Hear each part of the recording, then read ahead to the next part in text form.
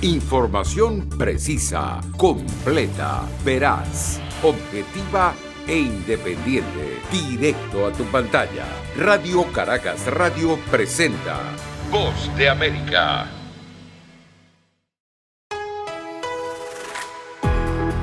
La Voz de América presenta Buenos días, América. Desde Washington, la actualidad informativa. Estados Unidos continúa enfrentando el avance de la variante Delta del COVID-19 mientras se intensifican los pedidos para vacunarse.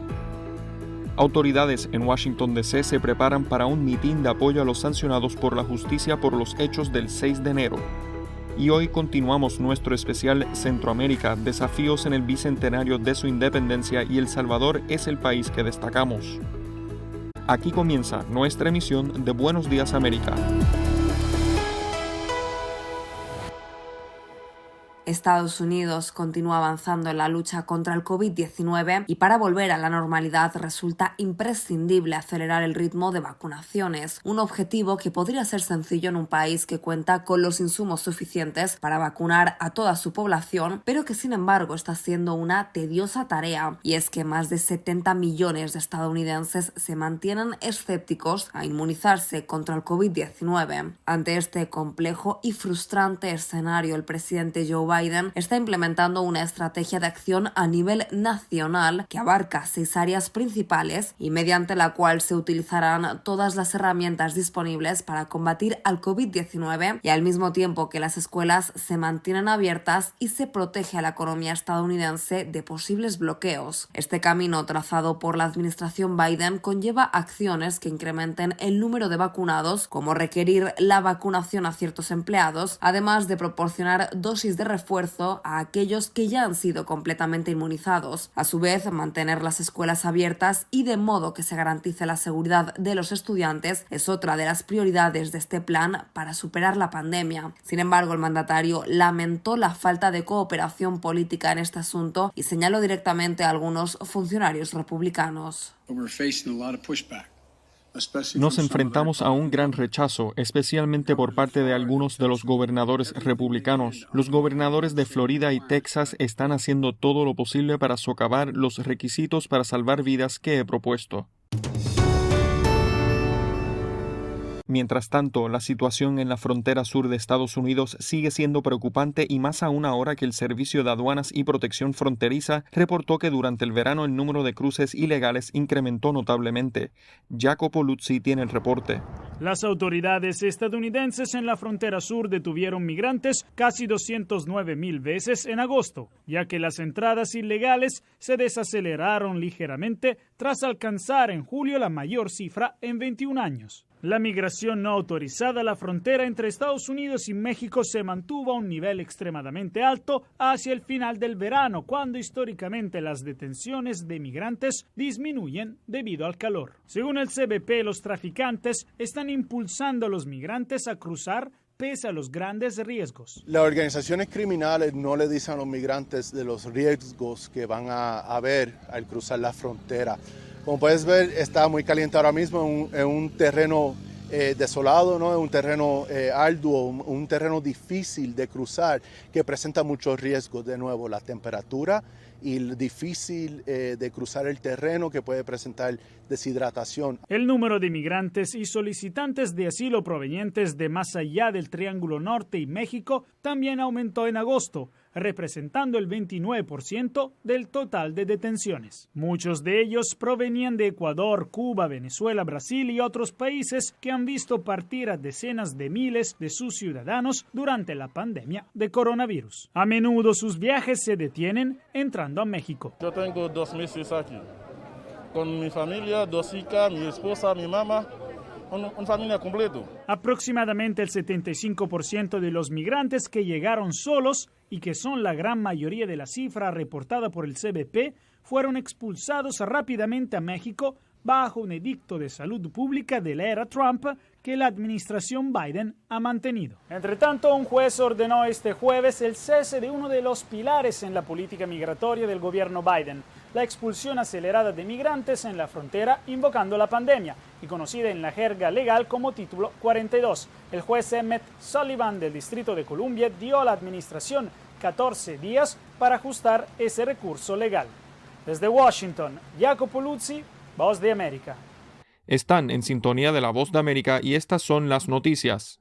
Autoridades en Washington, D.C. están tomando medidas preventivas contra posibles hechos de violencia durante un acto convocado para el sábado 18 de septiembre en defensa de miembros de los grupos violentos que el 6 de enero atacaron el Capitolio y que luego de 8 meses ha visto a varios de ellos presentarse ante la justicia y recibir sanciones. La capital estadounidense volvió a establecer un perímetro alrededor del Capitolio, erigiendo una valla para prevenir cualquier situación que se genere durante el mitin que se denomina Justicia para J6, y la policía del Capitolio solicitó al Departamento de Defensa apoyo de la Guardia Nacional.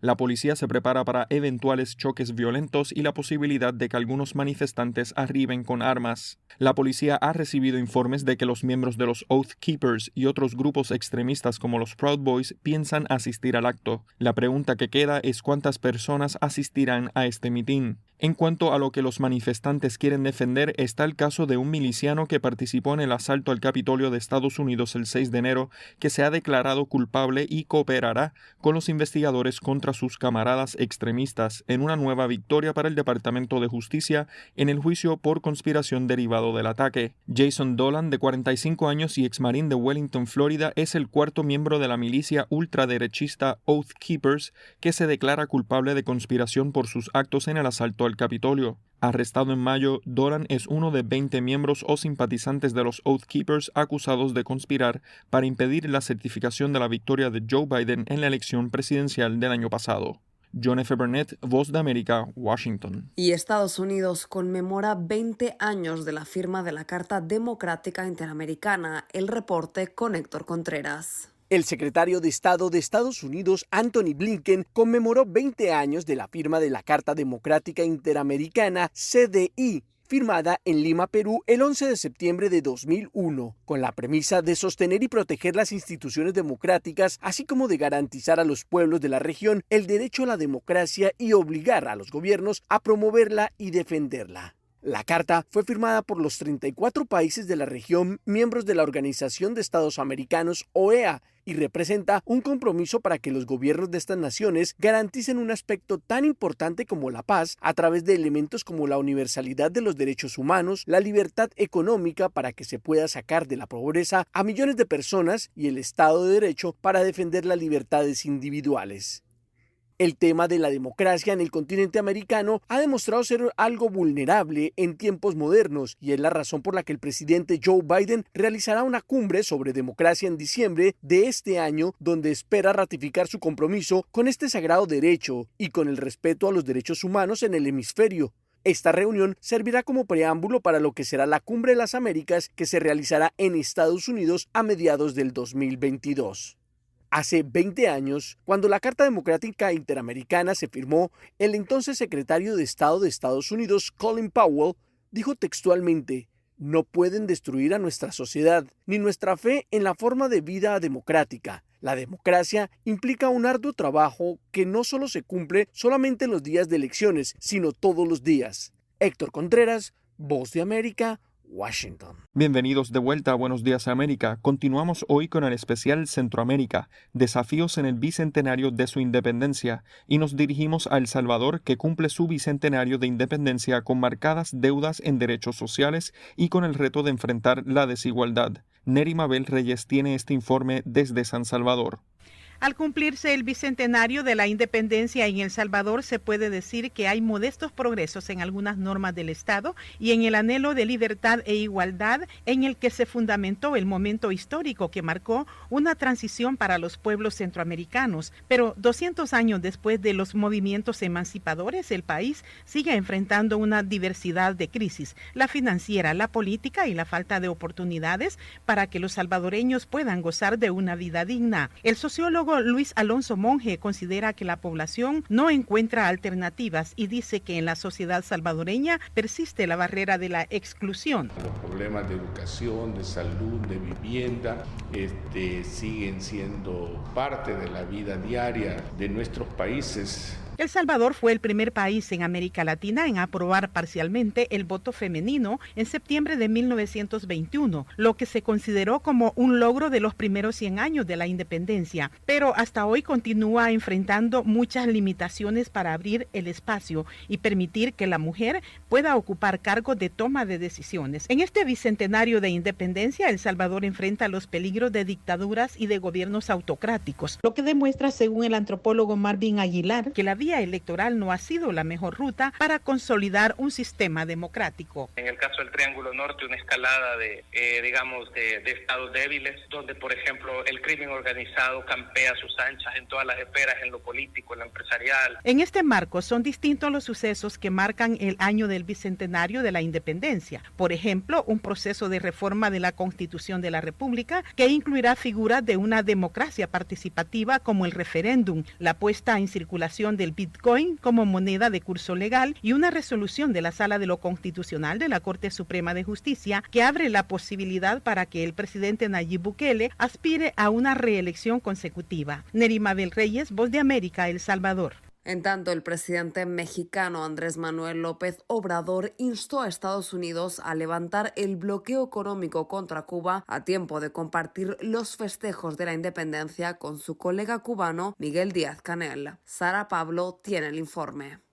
Desde el Zócalo de la capital del país y en medio de los festejos por el 211 aniversario del inicio de la independencia de México, previo al desfile militar, el presidente Andrés Manuel López Obrador llamó al gobierno de Estados Unidos a levantar el bloqueo económico contra Cuba ante integrantes de su gabinete con las tropas militares desplegadas en la Plaza de la Constitución y con el presidente de Cuba, Miguel Díaz-Canel, como invitado especial. El ejecutivo mexicano pronunció un discurso de cerca de 22 minutos. Se ve mal que el gobierno de Estados Unidos utilice el bloqueo para impedir el bienestar del pueblo de Cuba con el propósito de que éste, obligado por la necesidad, tenga que enfrentar a su propio gobierno. Si esta perversa estrategia lograse tener éxito, se convertiría en un triunfo pírrico, vil y canallesco. El presidente López Obrador destacó el papel del expresidente Jimmy Carter,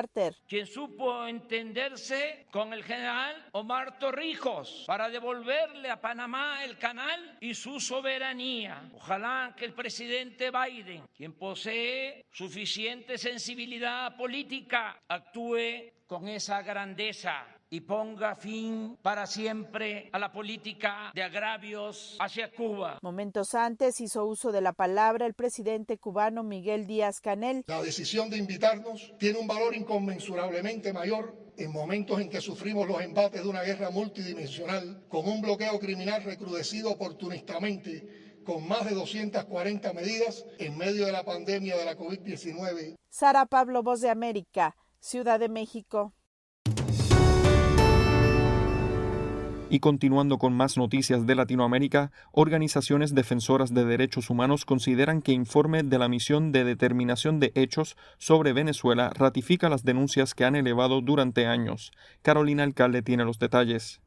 Para diversas organizaciones defensoras de derechos humanos, el segundo informe presentado por la Misión Internacional Independiente de la ONU de Determinación de los Hechos sobre Venezuela, en el que aseguran que el sistema de justicia venezolano carece de independencia y ha perpetrado graves violaciones a los derechos humanos de opositores al gobierno, es la ratificación de los planteamientos expuestos en diversas ocasiones. Para Alfredo Romero, director presidente del Foro Penal, el informe reitera que el sistema de justicia ha sido utilizado como arma de persecución política. Siempre hemos señalado no solo el número de presos políticos que existen y que en definitiva son consecuencia de una decisión de un tribunal que no les permite luego de esa decisión de privarlos de libertad preventivamente incluso defenderse, porque los procesos judiciales nunca comienzan, el derecho a la defensa se vulnera y en la gran mayoría de los casos no existe ni siquiera una mínima evidencia para poderlos acusar de un delito y mantenerlos privados de libertad. Miguel Pizarro, comisionado para la Organización de la ONU del Gobierno Interino, agradeció la valentía de organizaciones defensoras de derechos humanos, víctimas y familiares por haber compartido más de 200 casos en donde se reportó desaparición forzada, casos de tortura, violencia sexual y tratos crueles e inhumanos, entre otros. En las instalaciones del SEBIN y la DGCIM, es decir, en la policía política, en los centros de inteligencia y de contrainteligencia, continúan ingresando y torturando torturando a todo aquel que denuncie y se oponga al régimen. El fiscal de Venezuela, Tarek William Saab, rechazó el informe de la misión que, según dijo, es pagada por el Grupo de Lima para atacar al sistema judicial del país. Carolina Alcalde, Voz de América, Caracas.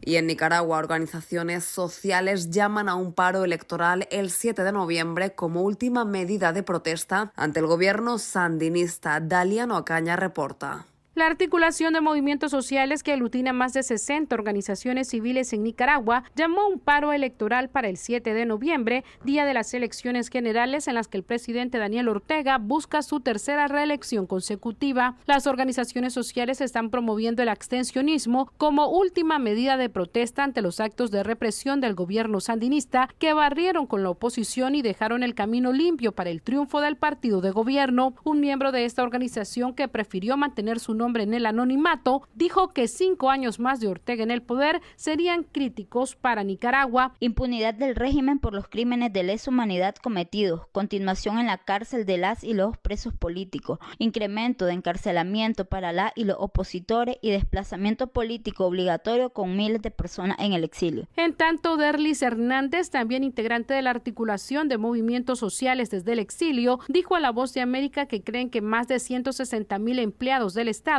no podrán evitar acudir a las urnas porque supuestamente han sido víctimas de exigencias que comprometen sus empleos. Se sabe que 160,000 empleadas y empleados públicos van a ir a votar bajo amenaza, con burdas exigencias para el día de la farsa electoral. Les exigen que se suban en sus redes sociales una foto de la boleta marcada a favor del régimen, violando la constitución política que establece el voto secreto. En tanto, el Ministerio de Gobernación de Nicaragua abrió una convocatoria de reclutamiento de policías electorales para las votaciones, y las inscripciones estarán abiertas a partir del lunes 20 hasta el lunes 27 de septiembre. Daliana Ocaña, Voz de América, Nicaragua.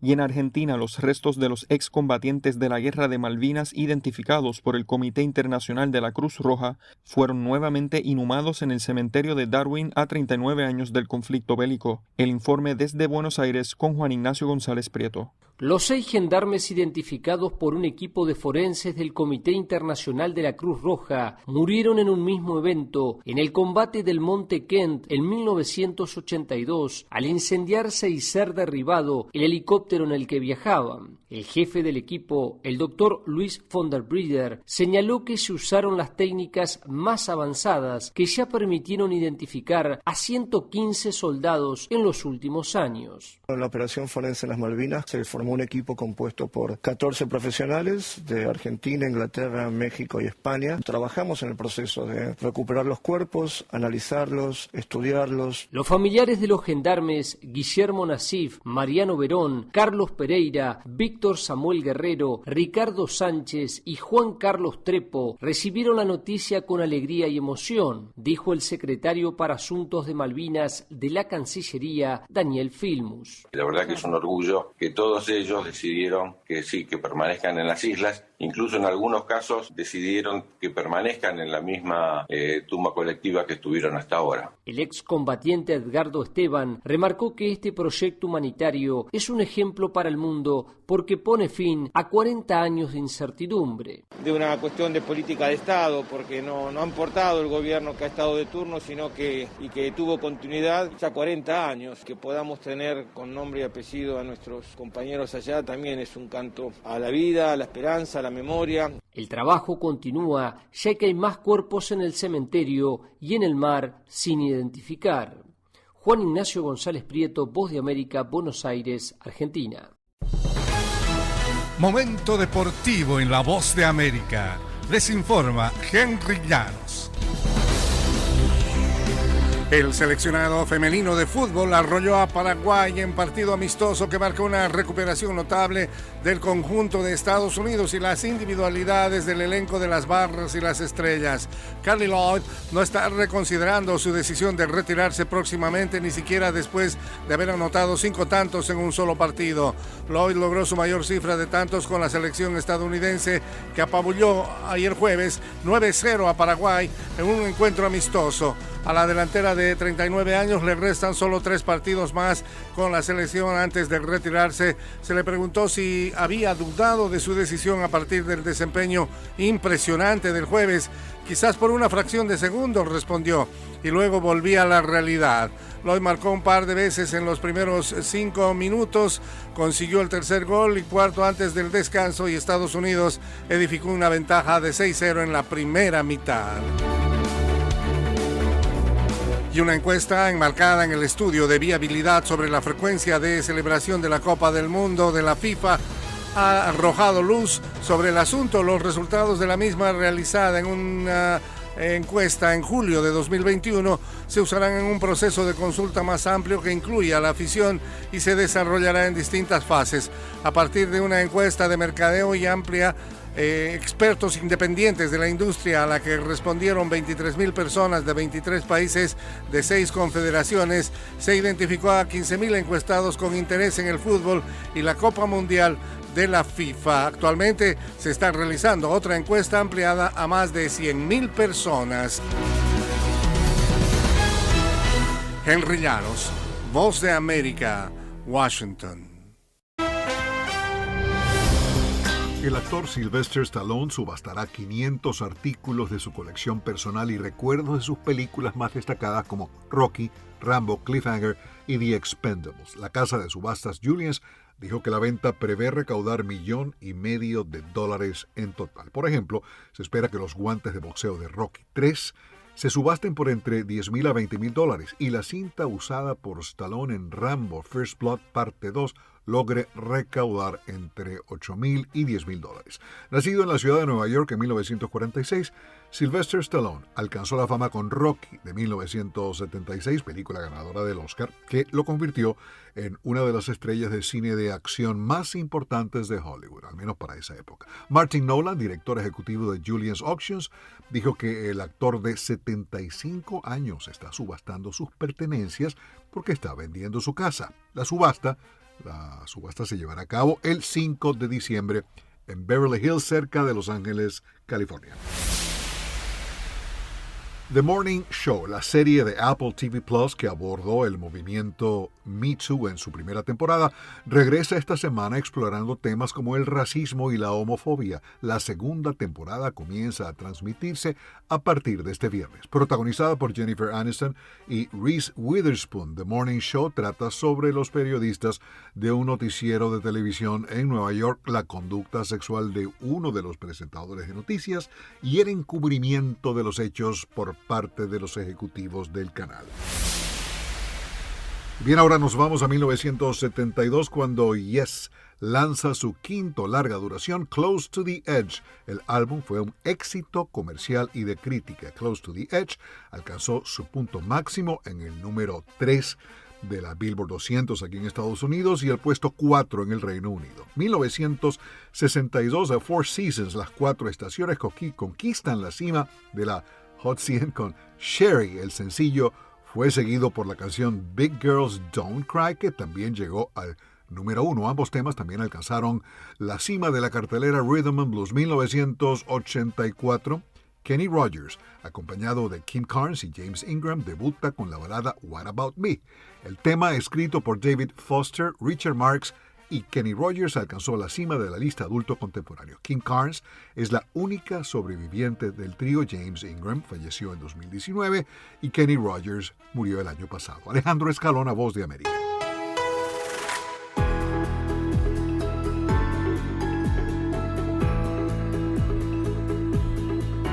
Y esto es todo por hoy en Buenos Días América. Soy John F. Burnett y me acompañó Judith Martín.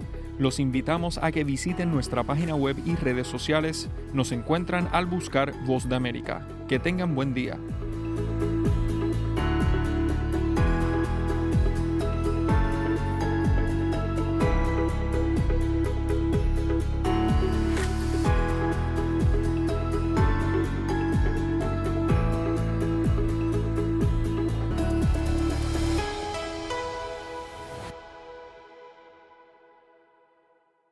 Información precisa, completa, veraz, objetiva e independiente. Directo a tu pantalla. Voz de América en RCR 750.